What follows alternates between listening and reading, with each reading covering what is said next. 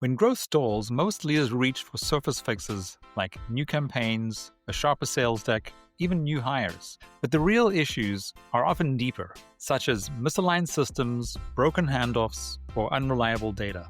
That's why we built the Growth Readiness Score. In just 5 minutes, you'll get a clear score across 4 critical areas of your revenue operations and see how you stack up against your peers with benchmark data. Tap the link in the show notes to get started. It's quick, insightful, and often reveals issues leaders don't expect. My team is 20 to 30% more efficient at building the thing than they were 2 years ago because of AI.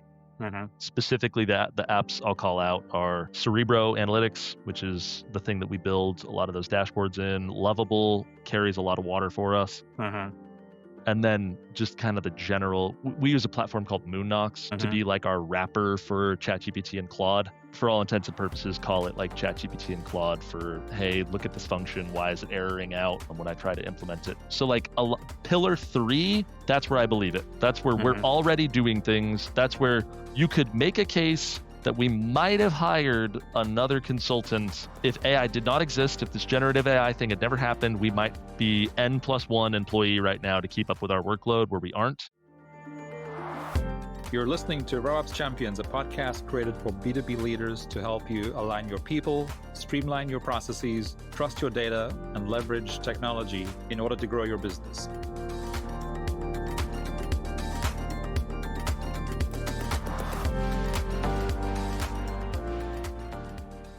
Today, I'm joined by Peter Fuller. He is the founder of the Workflow Academy and a recognized expert in revenue operations, CRM systems, and workflow automation. Peter has built a consulting practice that has optimized revenue workflows for clients transacting of over $500 million, and his education division was acquired by Aspireship to scale career training in RevOps. Peter also teaches as an adjunct professor at Utah Tech University and Dixie Technical College, where he develops programs that bridge the gap between academic preparation and real-world business operations. His expertise in systemizing workflows and operational leverage makes him a valuable voice for entrepreneurs, executives, and operations leaders. Peter, welcome to the RevOps Champions podcast. Thanks, Brendon. I feel like I should be prepared with a self-deprecating comment of some sort after hearing you brag about me. But every single one of the beautiful things you said about me is true, and I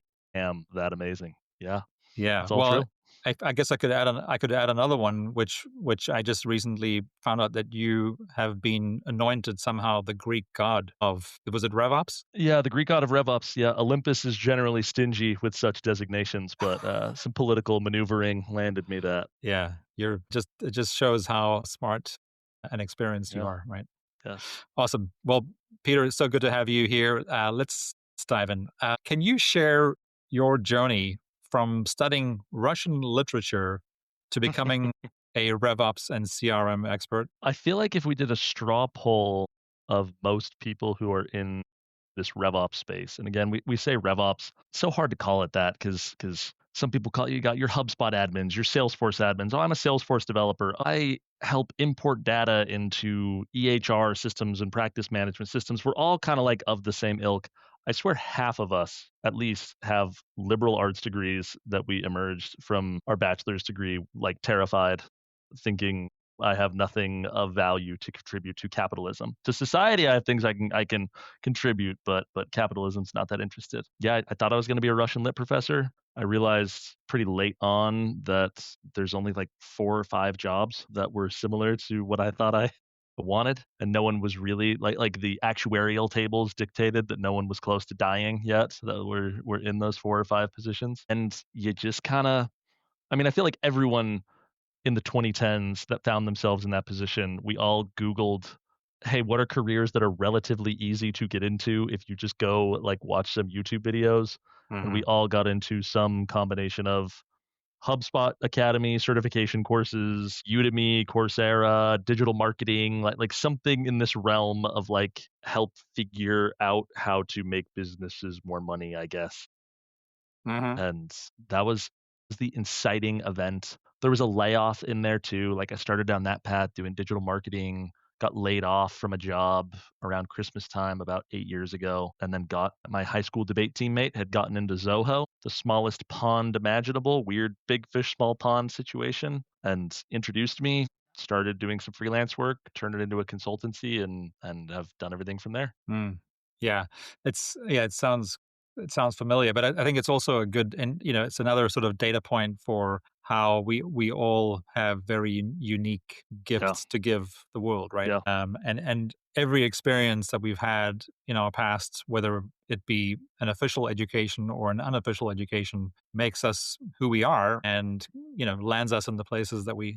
So yeah. I mean, I told you I love the sound of my own voice, so I'm going to monologue slightly off of that. Every time in our education work we've done, everyone we've got a job, we're always like, do everything you can to take your past experience and frame it as if it was all leading towards this moment of this new career you're trying to get into. Like, I'm not entry level. Are you kidding me? Like, I have one student right now who he's worked at a welding shop and been a shop manager for a while. And I'm like, okay, let's go set up Trello boards and a CRM and a job like management system for welding shops. And then every welding shop you talk to, you won't be like, yeah, I've been doing RevOps for 2 months. You're like, no, I've been doing this for years. Are you kidding me? I've been doing it yeah. for years. I know what I'm talking about. You just hire me. Yeah, yeah. That's funny. Okay, so you started sort of touching on the fact that this wasn't like a straight line to the Yes. success that you've already had, and from what I know about you, you kind of just getting started. So, but what were the biggest challenges you faced in shifting from education to consulting, and now Yeah. you're kind of doing both?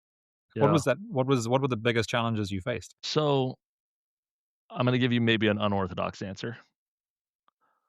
Consulting, I'm going to say anyone that bills hours for some hourly rate, it's really hard to build a sustainable practice. And I'm going to focus not on like the acquiring customers or margins. I'm going to focus on the keeping talent uh, aspect of it. When you grow a consultancy, get to a certain point, and you're like, okay, I have a finite amount of time. I'm getting smarter. I shouldn't be doing all of this like grunt work. I need to hire someone to do what I consider to be grunt work, but to them, they're like, this is interesting. And you're constantly like spitting out work that you know how to do, you've assimilated, you learn how to do it, you teach someone else how to do it, they learn it, Mm. they assimilate it, and the waterfall goes on from there, right? That they assimilate, they kind of get, okay, I can do more than this. I need a junior consultant to help me. And what I find with most consultancies is their junior consultants get to a point that they're like, I know how to do this. Like I've been doing this at the Workflow Academy or whatever for 2 or 3 years. Like there's nothing really that Peter knows how to do that I don't know how to do. And I could probably do this on my own. I could probably go out and freelance. A lot of consultancies approach that retention problem with non-competes, non-solicits, incremental small raises here or there. Me and my partner Ashton really approached it more from okay, how do we build like a culture that no one is ever going to want to leave because they can never ever find something like this anywhere else ever. Because when people leave, it isn't just there's like a psychic toll that it takes of one of your best consultants leaving. It's not just a revenue thing. It's like my gosh, it's Halloween and I need to go take my kids out trick or treating, but I can't because this thing got dumped on me and I need to like write all these SQL queries for this customer that's expecting it, and someone that was going to write them left a couple weeks ago or whatever. And so we kind of approached that from two ways. We started building this whole education bent of like we're going to make sure that we are constantly teaching our coworkers something new, that they will feel like there's literally nothing like there's never any stagnation. We will constantly be learning something new. We will constantly be sharing information. Like they will never feel like they've stopped growing, I guess. Mhm. And then number two, we're going to treat everyone like peers. We're going to have significant profit sharing. In our world, our profit sharing is up to about 60%.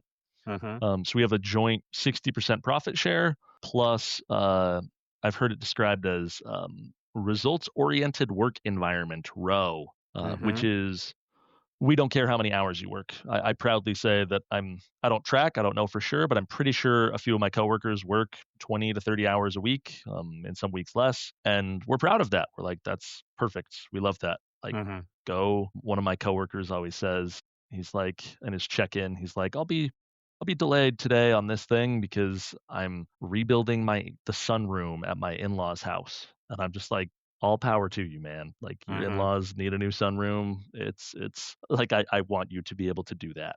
Yeah.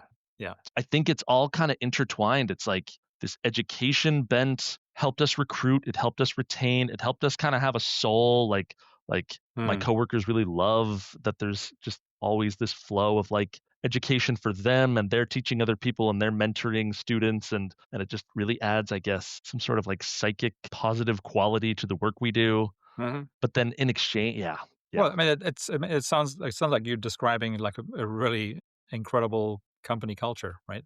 that's yes. Yeah, Which is it's an annoying LinkedIn buzzword, culture is, until it isn't, until you're actually describing sacrifices that the employer is willing to make on behalf of the employed. sure. And Yeah.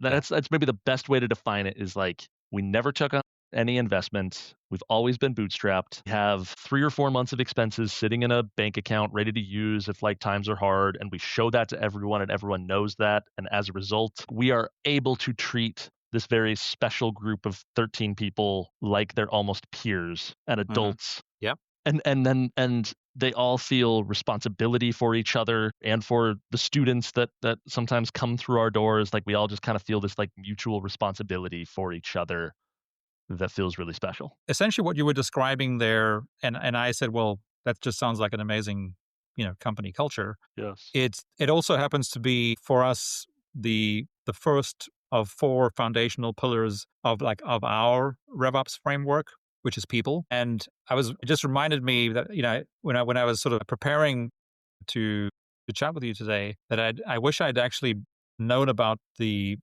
RevOps training that you've created, but because I haven't, can you share with us like do you use a framework or a model in the training that you've created, and what is it? Yeah, we do. I should have been better. When I was making the framework, I should have been better at watching all the other frameworks that are out there and paying attention to them and giving them their plaudits. So I feel bad if the framework I'm about to tell you is somehow plagiarizing someone else's inadvertently. I doubt it. We tell everyone the 3 pillars. You got 3 pillars. Number one, you need to obsessively ask questions in English about the customer's business goals, life, everything that they want to do. So really, it's just questions, questions, questions, questions, questions. And I always, you'll hear me always adding that qualifier of in English. We very much teach like you are not talking about Zoho or HubSpot or Salesforce or Clay or whatever. Like you're just asking them questions in the language that they understand. Hmm.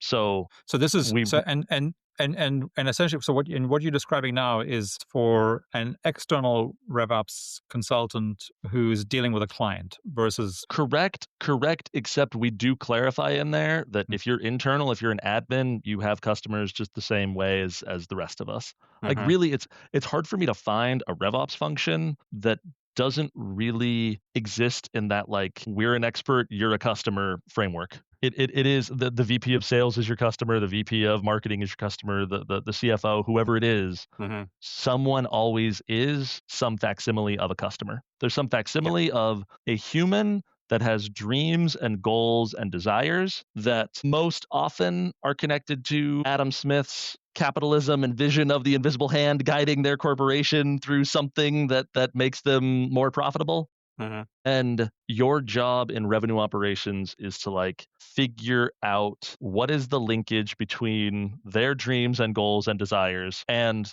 their existing customer. We call it the customer life cycle. I know everyone calls it something different, customer journey, whatever. But Hmm. like take their goals and their dreams with how they want to grow revenue, link it to this mapped out vision of their customer life cycle, and make sure and then identify the bottlenecks therein. Like where is it that their customers' experience is being somehow negatively impacted where they would give you more money or give you more money or you would find more of them or whatever Mhm. if you like found that tiny little bottleneck. So that's the overarching framework. And then pillar 1 is ask a bazillion questions. Pillar 2 is measure twice, cut once. So repeat back everything you've heard in a scope document and a flow chart.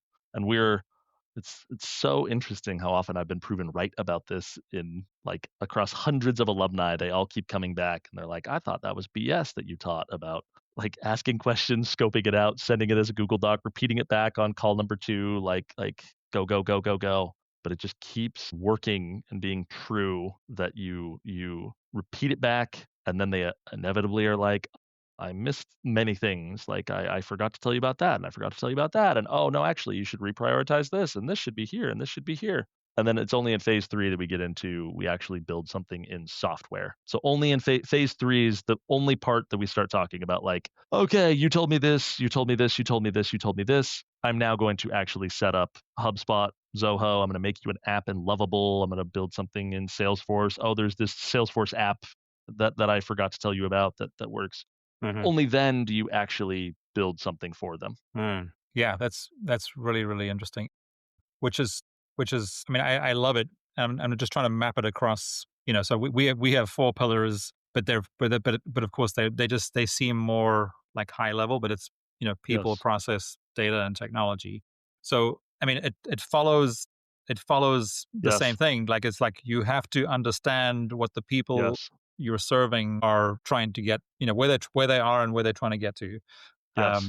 How the processes that they're currently using to get from there to where they're going, what the metrics or the data is that they're using to measure whether they're being successful or not, and then Yes. what is the technology that they're using to make it all better, faster, and Yes. et cetera. Yeah. See, I love your framework. Mine is almost purposely more reductive and simplistic and less focused, I guess, because that's literally lesson 1 in our Rev. Like that is unit 1, lesson 1. I have parents reentering the workforce, immigrants who just moved to the US.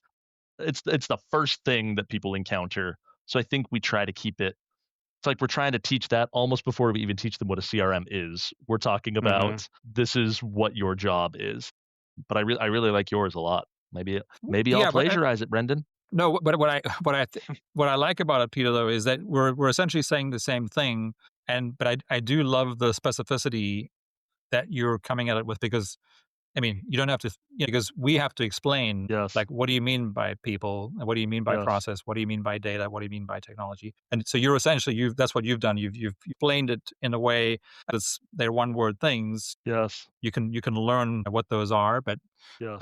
the best part of this is that they do completely support each other and overlap. Yes. So Yeah. I'm here to learn. So I guess that kind of goes well with my next question, which is, how did you develop the Workflow Academy's sort of unique model that blends consulting, training, and client outcomes? Yeah. I'm going to very literally answer your question, and I will attempt to be succinct. Remember, literature major, not my strong suit. And I'm going to walk you through the realities of trying to build it the way that we've built it. Started with just consulting, scaled to a certain point, as I mentioned, that we needed education both for retention of existing employees, as well as we used it for almost like recruitment. A lot of our initial training materials were things that we would give to interns on a like 2-month internship where they could go learn Zoho and decide whether they liked it, whether they were good at it, everything. So retention and Mhm. recruitment. Then we thought, oh, wow, this is working really well for us. Let's start teaching everyone.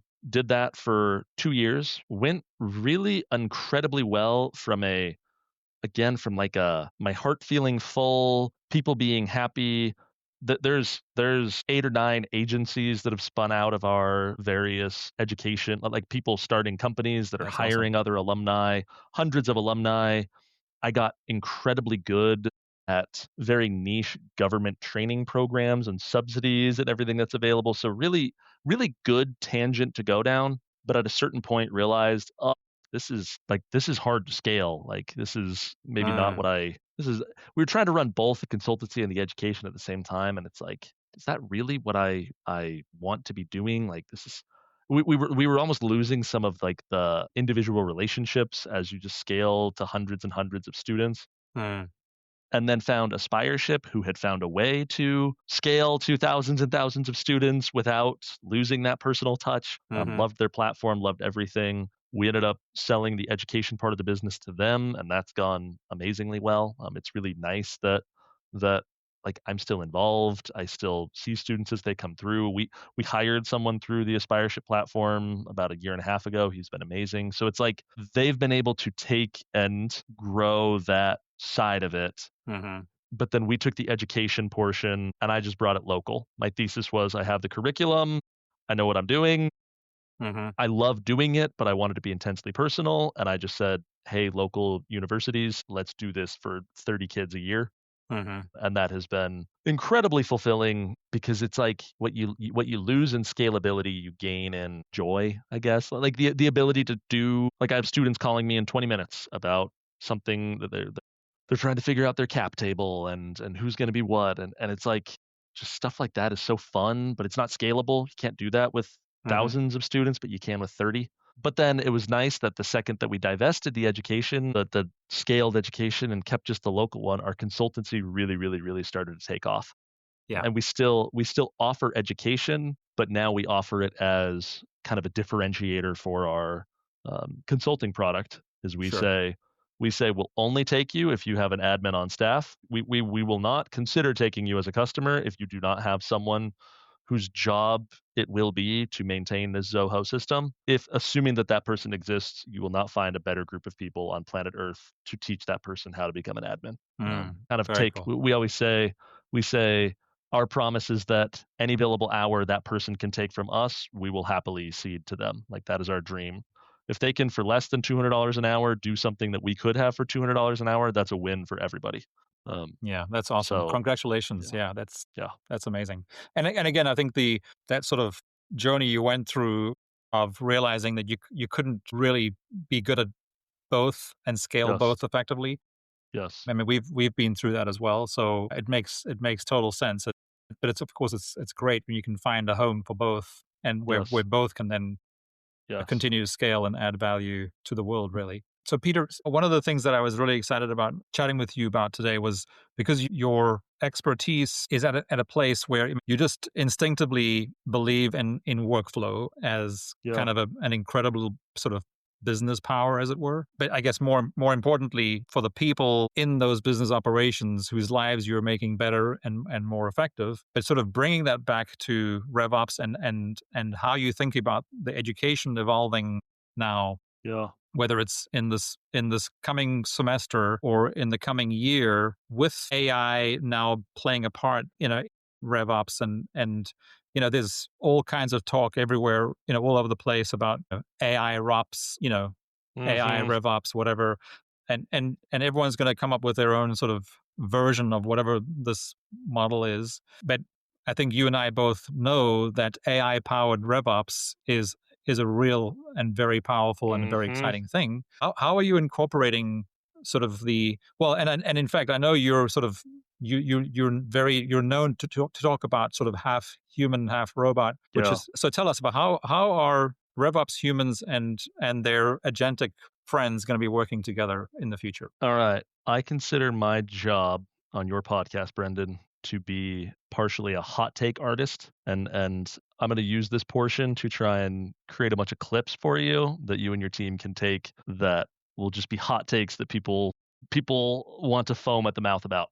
Hot take number 1, AI ROPS, worst job title ever. I agree. Worst.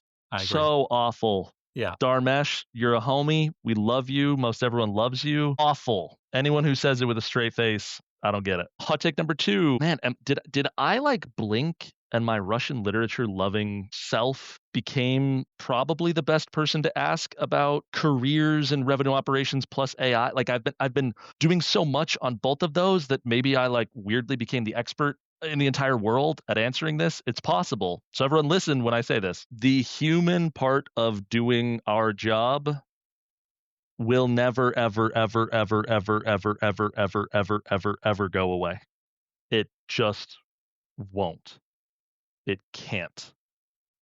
There's a reason that our pillar number 1 of teaching revenue operations is like has more to do with like Crime and Punishment and the brothers Karamazov, and like understanding someone's deepest core like identity and desires and goals and what is it that drives them and what is it that's important to them. There's a reason that that's pillar number one, and not like begin with the CSV import and prepare your fields to match to the fields in the contacts module. That part of it, this isn't just me saying like sucks at it, not knowing that in 2 years AI will be great at it. I think you'll agree, there's a reason that relationship is the number one. Customer is probably the number one word, but relationship is probably the second most important word in CRM, because it's about your relationship with your customers. Again, if RevOps is all about, no matter what you are, a consultant or an internal person, if you have a customer, if you're reporting to someone and you're figuring out their hopes and dreams and desires, that's a relationship. And relationships just don't exist as a series of like text or voice-based chats with an AI. And I say that as someone who like literally I'm the crazy person wearing this stupid tech support headset as I like push my baby in a stroller through my neighborhood and I'm literally chatting with ChatGPT about something.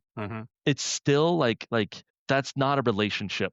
That AI is so bad at, and it's hard for me to project that it will ever be good at, truly like understanding what it is that I'm trying to accomplish, what are my goals, why this business is a prism of my individual dreams and desires, and it's just so bad at understanding that. So I'll tell you the things that AI is going to be incredible at and already is incredible at. It's really going to make a dent in a lot of the types of things that we currently get paid a lot to do in Zoho Analytics, Tableau, Power BI, like a lot of that reporting stuff. AI is going to take a chunk out of that. Sure. It's real good at writing SQL, real good at even building visualizations off that, real good at writing SQL fast. There's still a role for Tableau, Analytics, Power BI, whatever, but data visualization, it's going to take a chunk out of that. It is going to take a chunk, and already is in our case, at like a lot of the scripting in between. So think Zaps and building Zaps and end-to-end workflows, and in our Zoho world, Deluge, building custom applications. A lot of that, we make a lot of money building, you're Utah State University and you need a custom application for people to apply to your remote worker program, and then that'll all go into Zoho CRM. The thing that we built 5 years ago in Zoho Creator is now, or Airtable, or whatever it is you're building your custom apps in, Lovable can do a lot better right now. So it is a lot of these like what I would call pillar 3 of our RevOps framework, which is the moment where you actually get to build the thing and build it. Let's say that right now my team is 20 to 30% more efficient at building the thing than they were 2 years ago because of AI. Specifically, the apps I'll call out are Cerebro Analytics, which is the thing that we build a lot of those dashboards in. Lovable carries a lot of water for us. And then just kind of the general, we use a platform called Moonnox to be like our wrapper for ChatGPT and Claude. For all intents and purposes, call it like ChatGPT and Claude for, hey, look at this function. Why is it erroring out when I try to implement it? So like pillar 3, that's where I believe it. That's where we're already doing things. That's where you could make a case that we might have hired another consultant if AI did not exist. If this generative AI thing had never happened, we might be N+1 employee right now to keep up with our workload, where we aren't. And that's a whole like good conversation to go down, is that pillar 3 stuff. But dude, pillars 1 and 2, other than AI note takers and writing our scopes for us or doing a first draft of scopes for us, it still just comes down to like, are we talking with our clients every week? Are we asking good questions? Do we care about them? Do we care about their hopes, dreams, and desires? Like it's just human. It's the cop part of RoboCop. Yeah. And I guess I'm not sure if you're experiencing this as well, but it and I'm sure everybody who's in a similar space to what you and I are in, where companies are essentially approaching us to guide them on how to sort of navigate how they do this. They do most frequently start with, well, so what is this, when they say what is the solution, they mean what is the technology solution? And as you and I are, I guess, both agreeing and are well aware of, and we've learned a lot in that area this year, is that this is not a technology problem, folks, or a technology opportunity. I mean, even though that exists, it's a strategic leadership issue. And that's when you see all these statistics all over LinkedIn and elsewhere about the failure rate of adoption of AI, it's Yes. it's because it's misguided. Yes. It's misguided by every single. So the stat that keeps coming up is the 95% failure rate. So, which means it's 95% of leadership teams in 95% of boardrooms. Yes. That's where the problem is happening from a Yes. strategic. Again, it's the people component, right? It's the Yes. strategic leadership component that's missing. And until they go through the mindset shift and start prioritizing, and using your three pillars, until they start prioritizing pillars 1 and 2 for themselves, pillar 3, which is where Yes. AI really starts to have an impact, isn't going to matter, right? I couldn't agree more with everything you're saying. I'm going to reframe or add to the thing you're saying with hot take number 3.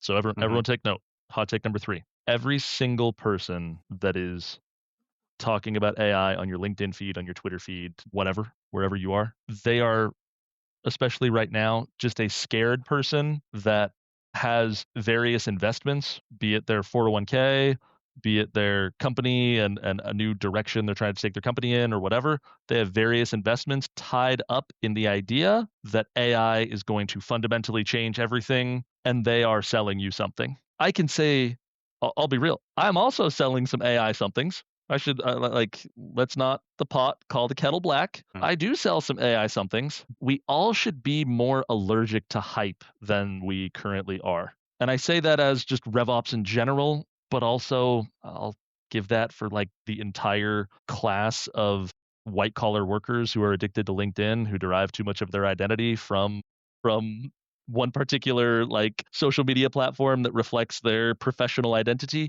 And I can criticize these people because part of me is that person. We are all just like a little too hyped about this thing, and we are all trying too hard to sell each other something that is way more of a niche tool than most of us would like to admit.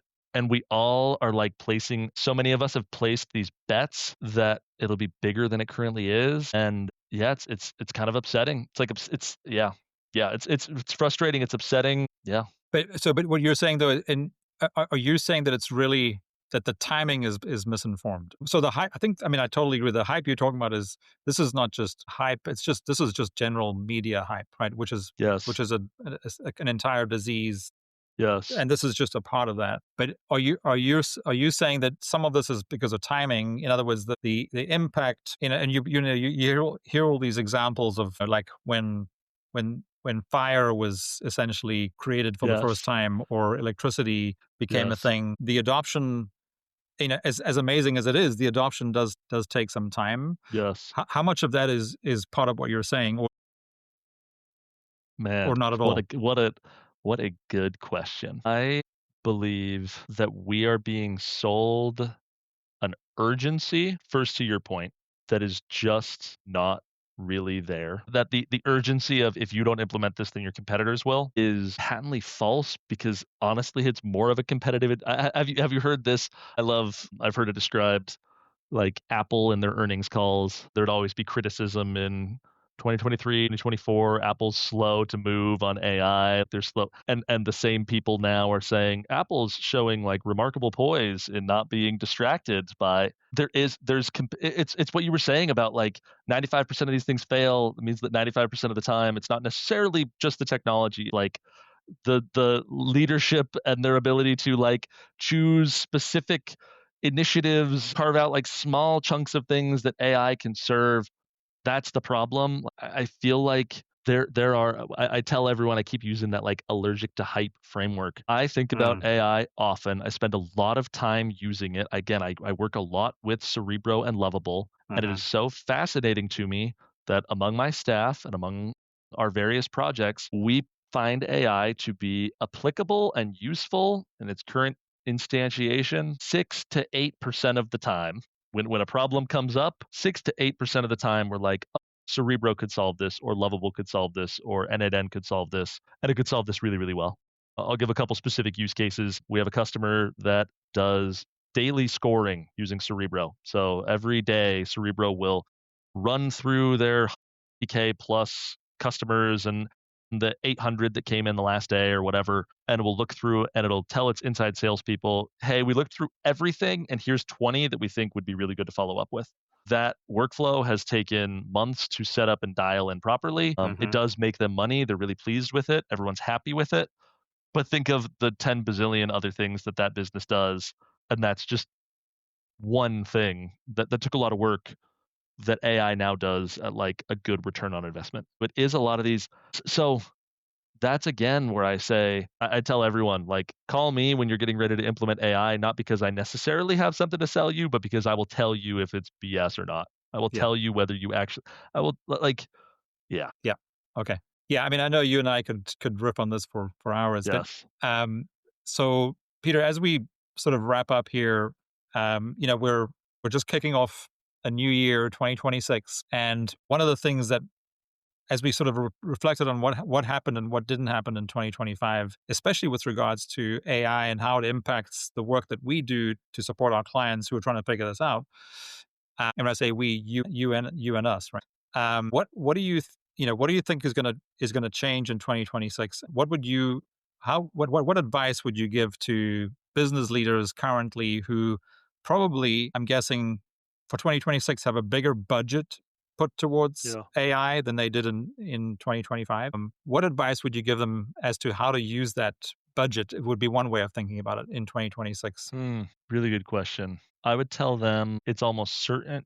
This actually gets back. This is a callback to remember how we said that we won't take a customer if they don't have an admin. If you care about AI stuff, you likely have a single employee that has been tinkering more than most, that has been like spending time, maybe paying out of their personal account for some specific subscriptions or tinkering on their own. Empower that person almost as an educational experience to say, hey, we're going to carve out, let's call it 10 hours a week of your time. We're going to try and buy you bandwidth somehow. And we need you to pick one specific thing. Don't like go spread out into all the different quadrants of our business and give us all these like imagine if, like, in my experience, the devil is always in the details with these things. It's like you think that this end-to-end workflow works, but then you get it to run and it's like, oh, the model doesn't know how to parse out the company ID from this thing, and so it fails to like there's always something stupid that goes on.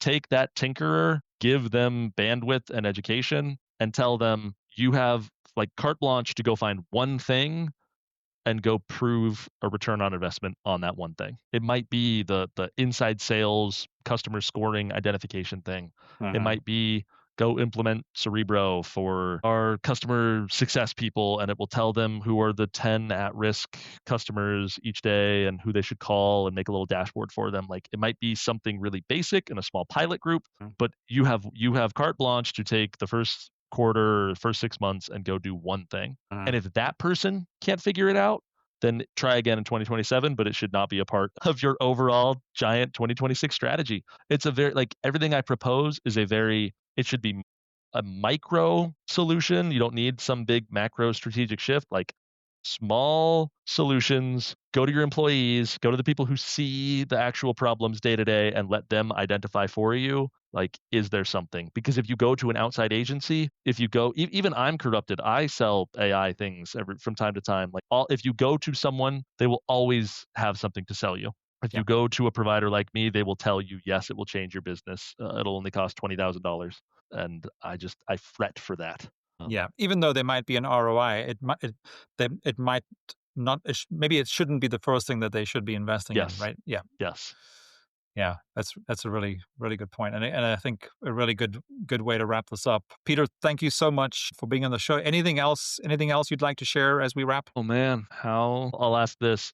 You have enough distribution on this podcast that my various old man yelling at cloud, just anger about AI, will get disseminated to tens of millions of people, right? Right, Will I absolutely. single-handedly be the one? Okay, cool.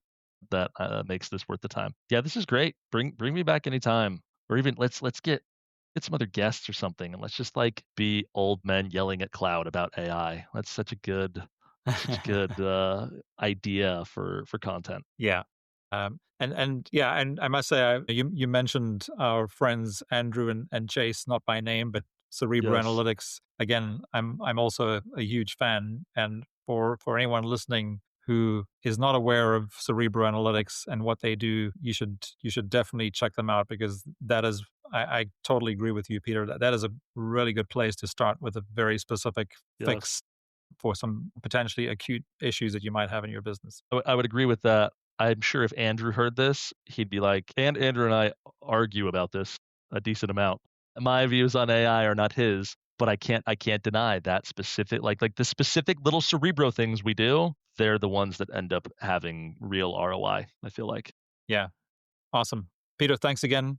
Yep. And best wishes for an awesome, successful 2026. Right back at you. Go team capitalism. Thanks, Brendon. Thanks, Peter.